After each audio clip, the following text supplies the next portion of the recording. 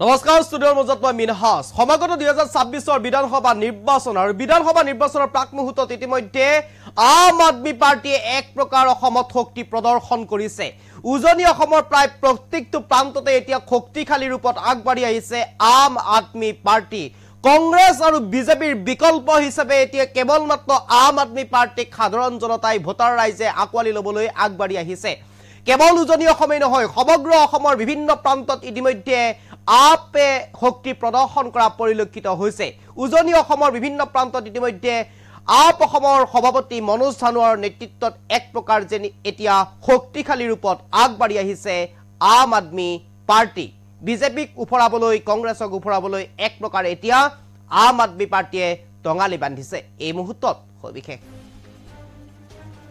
এই মুহূৰ্তত এটা গুৰুত্বপূৰ্ণ খবৰ বিজেপিৰ বিৰুদ্ধে টঙালি বান্ধিছে আম আদমি পাৰ্টিয়ে উজনি অসমত শক্তি প্ৰদৰ্শন আপৰ কংগ্ৰেছ বিজেপিৰ বিকল্প হিচাপে আপলৈ মুকলি সমৰ্থন সাধাৰণ ভোটাৰ ৰাইজৰ ডিব্ৰুগড় দেৱানবাৰীত আপৰ বিশাল দলীয় সভা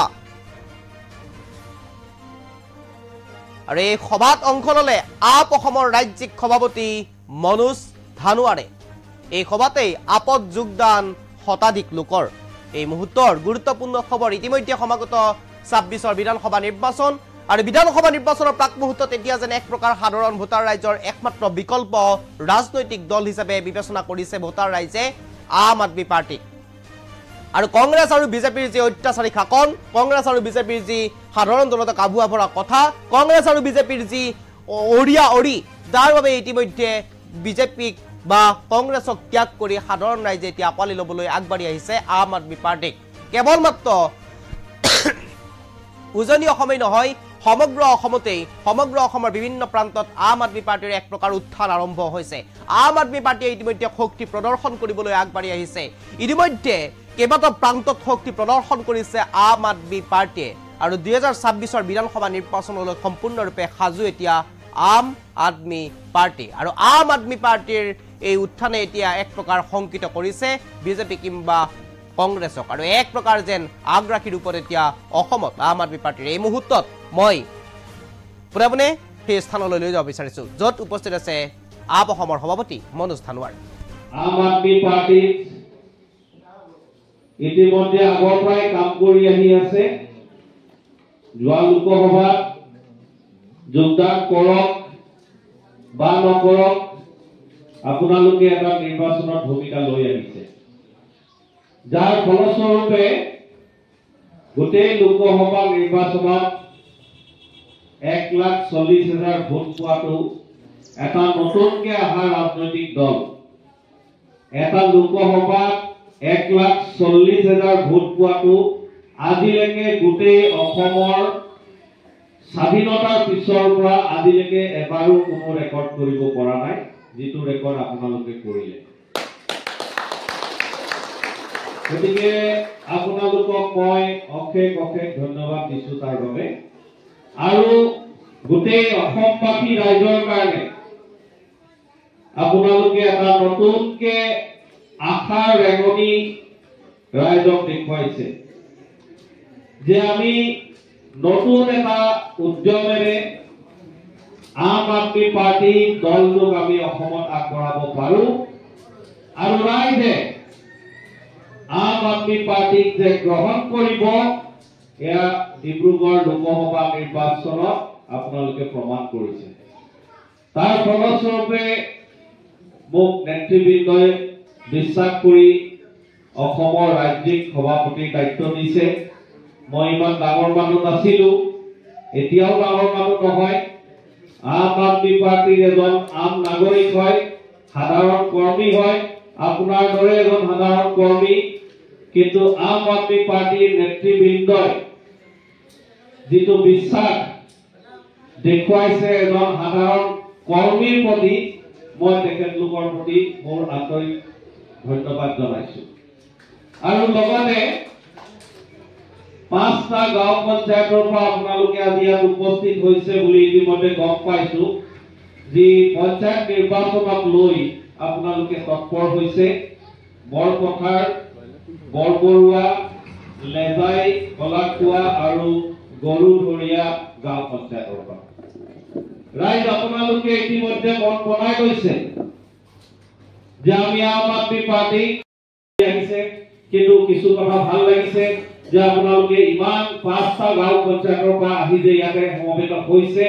প্ৰতিনিধি হিচাপে মই পঞ্চায়ত নিৰ্বাচনৰ মাজত আপোনালোকৰ মাজত আকৌ আহিম আৰু প্ৰতিটা সমস্যাক লৈ যুঁজিম। কিন্তু এটা কথা আপুনি মন কৰিব, আপোনালোকে চিন্তা কৰিব যে যিহেতু মোক অসমৰ দায়িত্ব দিছে, গতিকে প্ৰতিখন জিলাত যোৱাটো মোৰ সমানে দায়িত্ব আছে। সেইকাৰণে ডিব্ৰুগড় জিলাত মই যিমান সময় দিয়াৰ প্ৰয়োজন দিব পাৰিলো হয়, হয়তো তাতকে কম সময় দিম। কিন্তু আপোনালোকে যদি প্ৰত্যেকজনে একোটাকে অৰবিন্দ কেজৰিৱাল বনি যায়, তেতিয়াহ'লে আপোনালোকক কোনো ৰখাব নোৱাৰে। এই যিমানটা গাঁও পঞ্চায়ত আছে, সব গাঁও পঞ্চায়ত আমি দখল কৰিম। ৰাইজ আপোনালোকৰ ওচৰত ক'বলৈ বিচাৰিছো, সেইকাৰণে নিশ্চয় আপোনালোকে আগবাঢ়ক। মই থাকো নাথাকো সেই নিৰ্বাচনৰ সময়, কিন্তু আপোনালোকে সবেই থাকিব, সবেই নিজকে অৰবিন্দ কেজৰিৱাল বুলি আপোনালোকে ধৰি লওক আৰু আগবাঢ়ি যাওক। প্ৰত্যেকটা গাঁও পঞ্চায়ত আমি কব্জা কৰিম আৰু তাৰপিছত আমি দুৰ্নীতি নাইকিয়া কৰি সমাজ ব্যৱস্থা আনিম ইয়াতে। ৰাইজ এই কথাখিনি কৈ মোৰ বক্তব্য সামৰিছো। বহুত বহুত ধন্যবাদ। এই পঞ্চায়ত নিৰ্বাচনত আম আদমি পাৰ্টিক আমি প্ৰতিষ্ঠা কৰিব লাগিব। তাৰ বাবে ইতিমধ্যে আপোনালোকে মন বনাই গৈছে। আমি আগবাঢ়িম কি ধৰণে, তাৰে কিছু কথা আজি আমি বুজি লোৱাটো প্ৰয়োজন বুলি ভাবিছো। মই ৰাইজ আপোনালোকক ক'ব বিচাৰিছো, পঞ্চায়তৰ নিৰ্বাচনত আপোনালোকে দেখিব এইকেইদিন কিন্তু ৰাইজৰ মাজত, আমাৰ অসমৰ ৰাইজৰ মাজত কেৱল এটা ৰাজনৈতিক দল গৈ আছে আৰু সেইটো হৈছে আম আদমি পাৰ্টি। আপুনি আমাক নিউজ পেপাৰ বা মিডিয়াই আমাক ইমান জেগা নিদিলেও আপুনি ফেচবুকটো খুলি চাব, আম আদমি পাৰ্টিৰ বিভিন্ন জেগাত যোগদান হৈ আছে। ৰাইজে আহি নতুনকে দলটোত যোগদান কৰি আছে, প্ৰতিবাদত তেওঁলোকে অংশগ্ৰহণ কৰি আছে। আম আদমি পাৰ্টি অসমৰ চুকে কোণে আপুনি দেখিবলৈ পাব। এতিয়া কিন্তু অন্য দল সবেই শুই আছে, কিন্তু পঞ্চায়ত নিৰ্বাচন অহাৰ লগে লগে কংগ্ৰেছ দলো ওলাই আহিব ৰাইজৰ মাজত, বিজেপি দলো ওলাই আহিব ৰাইজৰ মাজত, আঞ্চলিক দলসমূহকো আমি দেখা পাম, সবকে দেখা পাম। তেতিয়া আমি ৰাইজে চিন্তাত পৰি যাব যে কাক ভোট দিম। এই বিজেপি দল যিটো ইমান ডাঙৰ দল, দিছপুৰত তেওঁলোকৰ চৰকাৰ আছে, দিল্লীত তেওঁলোকৰ চৰকাৰ আছে, দিছপুৰত মামা আছে আৰু আমাৰ প্ৰধানমন্ত্ৰী মোদী ডাঙৰীয়া হৈ আছে। তেতিয়াহ'লে বিজেপিক বাদ দি আমি যদি বেলেগক ভোট দিওঁ, আমাৰ আঁচনিবোৰ কাট খাব নেকি? ৰাইজক এনেকুৱা ধৰণৰ কথা ৰাইজৰ মনত মেলি দিব।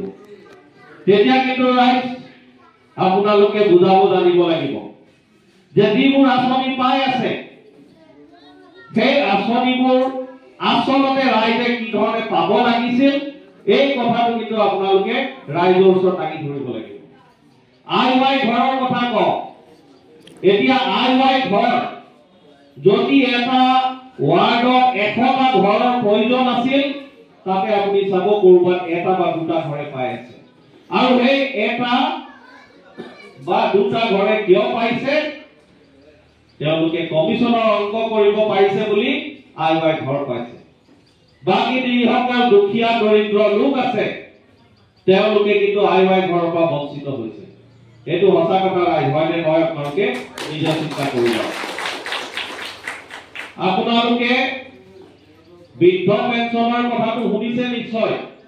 ইয়াত কেইবাজন বৃদ্ধ লোকক মই দেখিছো আহি চৰকাৰৰ বিৰুদ্ধে আপত্তি কৰি আছে যে আমি একো নাপালো। আপুনি গাঁৱে ভূঞে সোমাই যাওক, কিমান বৃদ্ধ লোকসকলক পাব, তেওঁলোকো বৃদ্ধ পেঞ্চনৰ পৰা কিন্তু বঞ্চিত হৈ আছে ৰাইজ, হয়নে নহয় আপোনালোকে নিজে চিন্তা কৰক। এতিয়া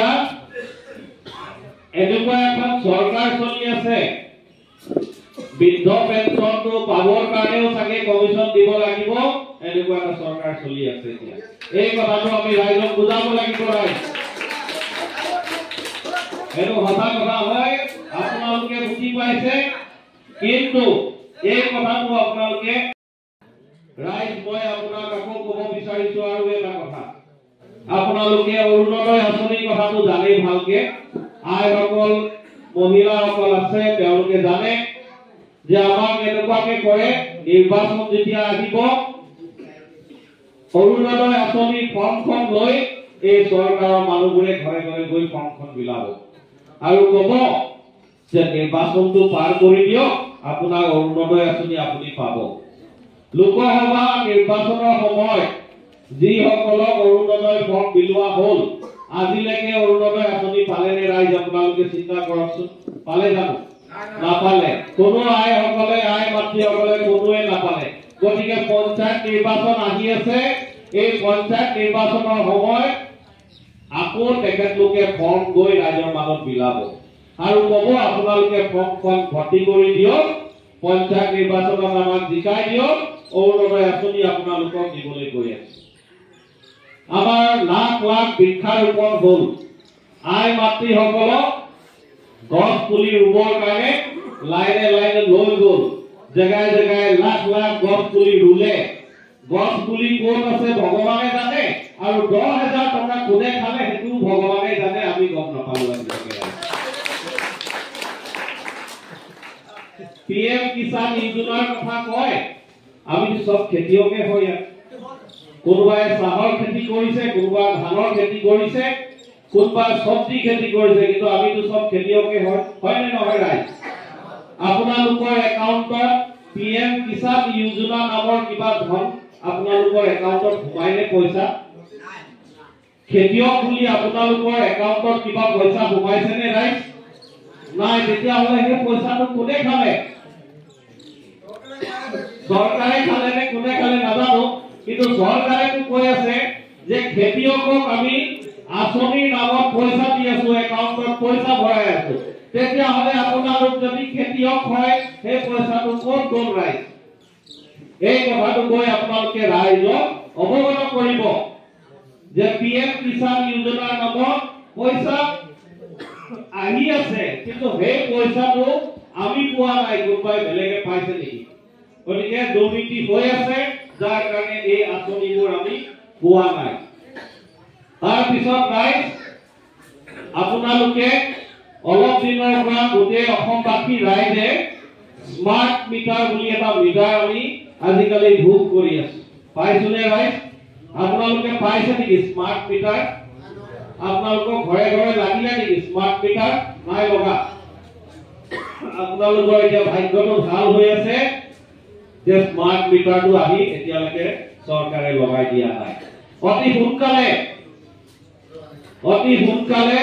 এই স্মাৰ্ট মিটাৰটো আপোনাৰ ঘৰটো গৈ লগাবলৈ গৈ আছে যদি আপোনাৰ কাৰেণ্টৰ বিল 200 টকা হৈছে মাহেকে বা 500 টকা যদি হৈ আছে তেতিয়াহ'লে মনত থব ৰাইজ এই স্মাৰ্ট মিটাৰ লগাই দিয়াৰ পিছত আপোনাৰ কাৰেণ্টৰ বিল 2000 টকা বা 5000 টকা হ'ব মাহেকে এই স্মাৰ্ট মিটাৰটো যদি লগাই দিয়ে তেনেকে কিয় হ'ব কাৰণ এই স্মাৰ্ট মিটাৰত আপুনি চাব কাৰ নাম লিখা আছে তাত চাব আপুনি আদানীৰ নাম লিখা আছে আদানী চৰকাৰৰ নাম লিখা নাই আদানীৰ নাম লিখা আছে অৰ্থাৎ স্মাৰ্ট মিটাৰে যিটো পইচা সংগ্ৰহ কৰিব চৰকাৰৰ ঘৰৰ পৰা আদানীয়ে লৈ যাব আদানী কোন হয় আপুনি জানেনে নাই আদানী কৰিছে তাতে এই স্বাস্থ্য ব্যৱস্থাটো মহল্লা ক্লিনিক বুলি কয়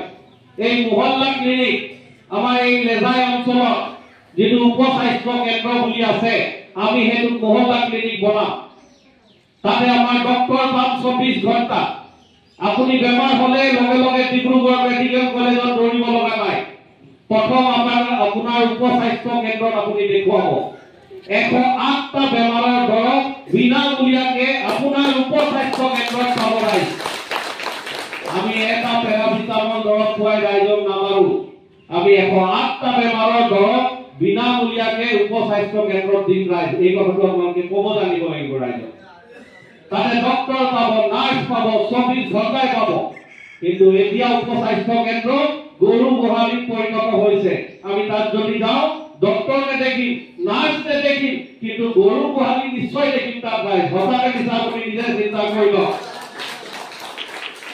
আমাৰ স্কুল গোটেই অসমত 8,000 LP স্কুল তলা লাগি গ'ল আৰু চৰকাৰে কৈ আছে আমি তলা মাৰি দিয়া নাই, আমি এমালগেমেশ্যন কৰিছো।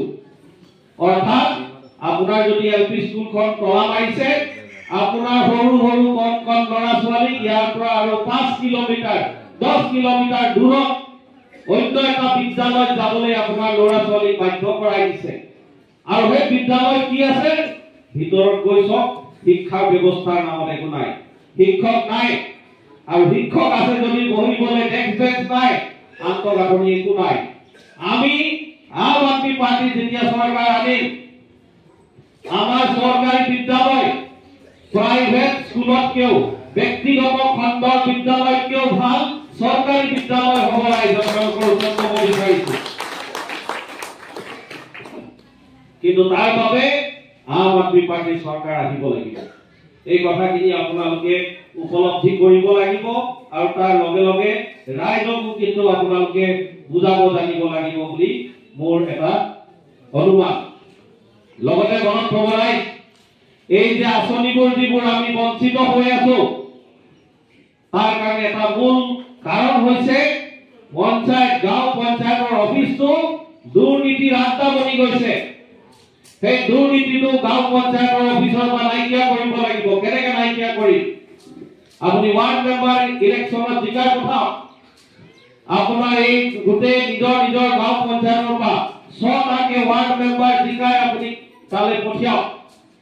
তেওঁলোকৰ হাতত এই যিটো ঝাৰু দেখিছে আপুনি, সবৰে হাতত এটা এটা ঝাৰু দি পঠিয়াই দিব। গাঁও পঞ্চায়তৰ অফিচত সোমাব আৰু ঝাৰু মাৰি যিমান দুৰ্নীতি আছে সব জাবৰ পেলাব তাৰ পৰা।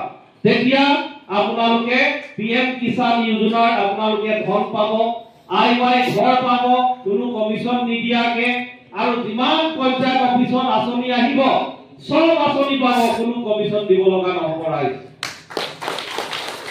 কিন্তু তাৰ কাৰণে মনত থব, সেই গাঁও পঞ্চায়তৰ অফিচত আমাৰ এই ঝাৰুটো গৈ পাব লাগিব।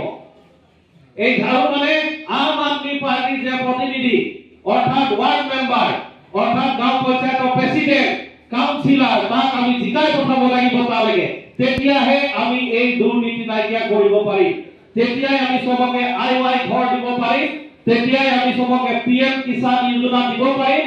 তেতিয়াই বিকলাংগৰ নামত যিখিনি আঁচনি আহে, সেই আঁচনি আমি প্ৰত্যেকজন বিকলাংগ ব্যক্তিক আমি দিব পাৰিম। এই দুৰ্নীতি প্ৰথমে নাইকিয়া কৰিব লাগিব ৰাইজ। আম আদমি পাৰ্টি